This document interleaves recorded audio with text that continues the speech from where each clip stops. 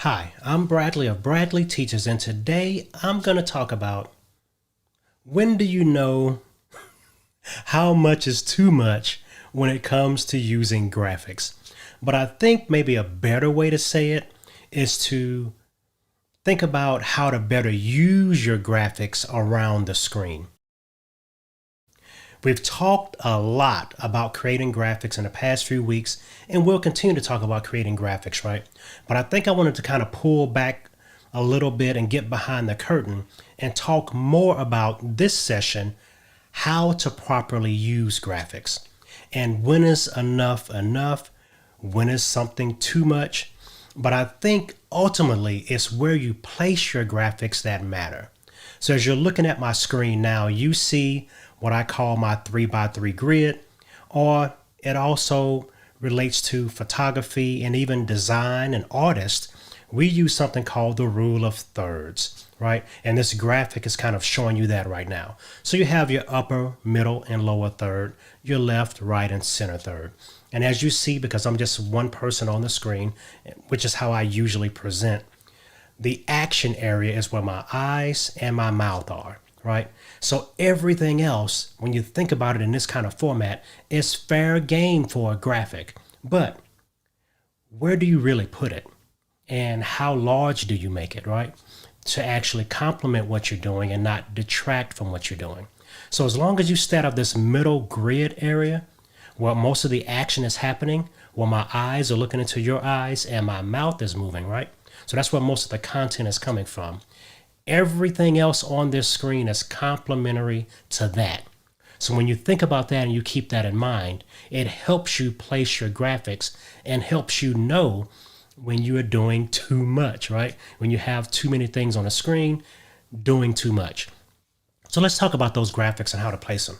As you see right now, I'm going to start placing graphics on the screen as I speak.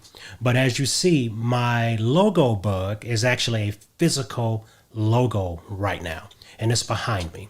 Now, this upper area is an area of importance, but as you see, my logo, physical logo bug, is blurred into the back, so it's not really competing with me. Now, if I decide to use a graphic logo bug and I placed it up high on the screen, I want to make sure that it's not too big because I don't want it to compete with my head or my face or the action of my mouth or eyes, right? But it does have a place of prominence because it's in that upper area. So you always want to watch out for that.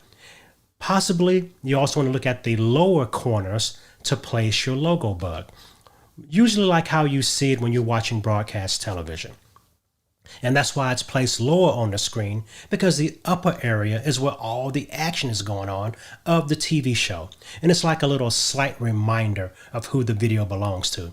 But in this format, because it's my video and I'm branding for me, I'm always the content, my logo bug may be placed higher and bigger. That's the main difference, right? Because if you're watching, I don't know, your favorite TV show, your favorite TV show is the main content, but the station that it's on is kind of secondary.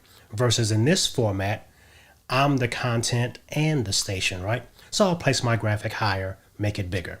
Now this lower area, which is typically the lower third area, not necessarily for a lower third graphic, so to speak, it's more so the area, not the name of the graphic. But things you place down here can also be complementary to your content.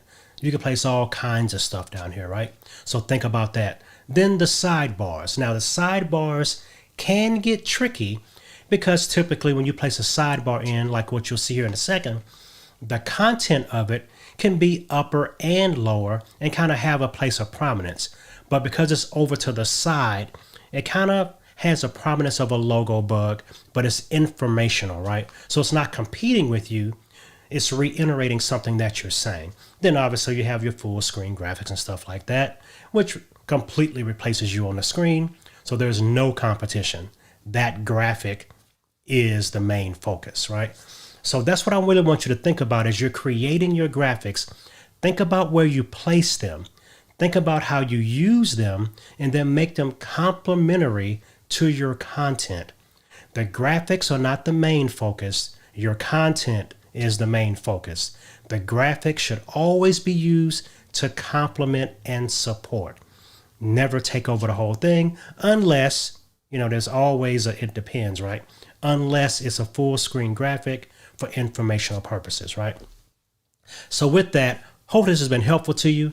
And if you like, look in the description and you will see a link to go download this grid to help you lay out your video a little bit better, to help you place your graphics. And you can always delete this when you're using Canva, whatever graphics app you're using, and then, have your layout. So this grid can definitely help you create those prominent areas or decrease the prominence of your graphic by how you place it. So see you on the next video. Keep on creating. Bye-bye.